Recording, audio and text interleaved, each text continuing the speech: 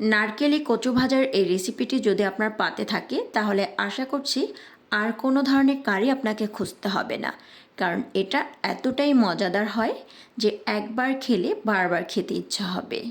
নারকেলি কচু ভুনার perfect recipe পেতে let's get cooking and welcome back to দিলশাহারাজ ওয়ার্ল্ড। নারকেলি কচু ভুনা তৈরি করার জন্য যে কচুটা ব্যবহার করব এটাকে আমাদের আঞ্চলিক ভাষায় পানি কচু বলা হয়। কচু ছিলে নেওয়ার পরে এরকম গোল গোল স্লাইস করে কেটেছি, আর কচুটা এরকম একটু মোটা করে কাটতে হবে। একটা সসপ্যানে পর্যাপ্ত পরিমাণে পানি নিয়ে নিচ্ছি। এই পানিতেই আমি কচুর স্লাইসগুলোকে সিদ্ধ করে নেব। পানিটা ফুটে আসলে এতে আমি 1/2 টেবিল স্পুন করে লবণ এবং হলুদ দিয়েছি। তো এখন অপেক্ষা করব পানিতে ফুল বলক আসা পর্যন্ত। আপনি চাইলে কচুটা সিদ্ধ না করে সরাসরি ভেজে নিতে পারেন, তবে কচুতে গলা ধরা নিয়ে যাদের একটা সন্দেহ থাকে তারা অবশ্যই কচুটা আগে একটু সিদ্ধ করে নেবেন। আর তাছাড়া সরাসরি ভেজে নেওয়ার কারণে কচুটা অনেকটা শক্ত থেকে যেতে পারে, তাই ভাজার আগে কচুটাকে অবশ্যই এভাবে একবার সিদ্ধ করে নেওয়ার চেষ্টা করবেন। তো এখন অপেক্ষা করছি কচুর স্লাইসগুলো সিদ্ধ হওয়া পর্যন্ত। আর স্লাইসগুলোকে এতটাও সিদ্ধ করা যাবে না যে কচুগুলো গলে যাচ্ছে। কচুর স্লাইসগুলোকে আমি প্রায় 70% পর্যন্ত সিদ্ধ করে নেব।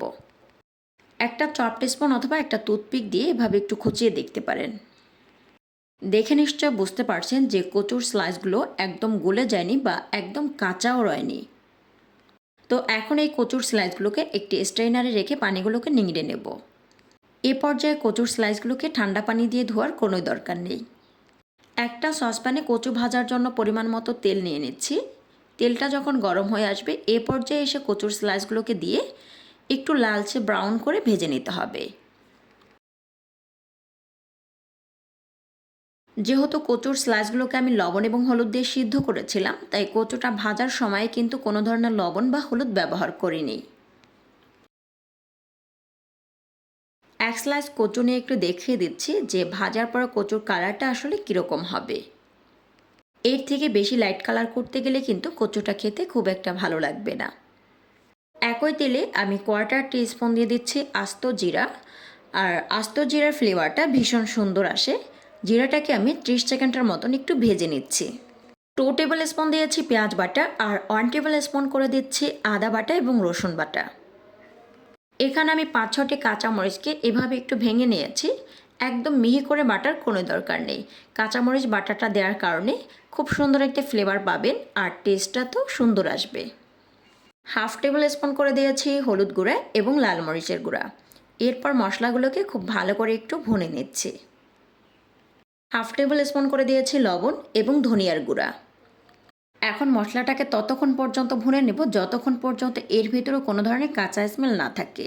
মশলাটা যাতে পুড়ে না যায় এর জন্য আপনি মাঝে মাঝে একটু পানি দিয়ে নিতে পারেন।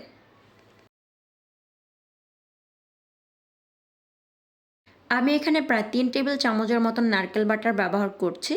আপনি চাইলে একটু বেশি দিতে পারেন। নারকেল বাটা দিয়ে কচু ভুনার রেসিপিটি যারা খেয়েছেন তারা তো এর টেস্ট জানেনই, আর যারা এখনও খাননি আমি তাদের বলছি একবার হলেও ট্রাই করে দেখবেন। এখন আবার মশলাটাকে খুব ভালো করে ভুনে নিচ্ছি। মশলাটা খুব ভালো করে ভুনানো হয়েছে কিভাবে বুঝবেন? যখন দেখবেন মশলার উপরে তেল ভেসে আসছে আর মশলার ভেতরে একটা দানাদার ভাব চলে এসেছে। মশলাটা অলরেডি কষানো ডান। এখন আমি এখানে 1 কাপ দিয়ে দিচ্ছি পানি। যেহেতু কচু ভুনা এর ঝোলটা অবশ্যই মাখো মাখো হবে, আর যারা একটু গ্রেভিটা বেশি খেতে চান তারা চাইলে পানির পরিমাণটা একটু বাড়িয়ে দিতে পারেন। এত কম পানিতে কচু কাঁচা থাকবে এটা নিয়ে কোনো সন্দেহ নেই, কারণ যেহেতু আমরা আগে থেকে কচু সিদ্ধ এবং ফ্রাই করে নিয়েছিলাম।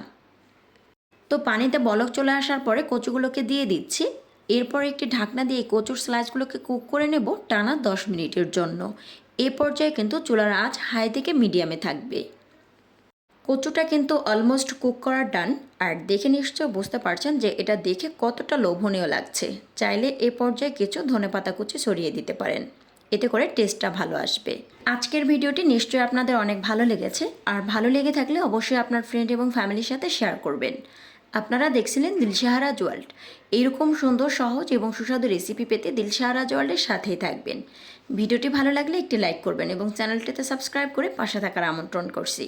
আবারও দেখা হবে নতুন কোনো এপিসোড নিয়ে। ততক্ষণ পর্যন্ত ভালো থাকবেন, সুস্থ থাকবেন। আল্লাহ হাফিজ।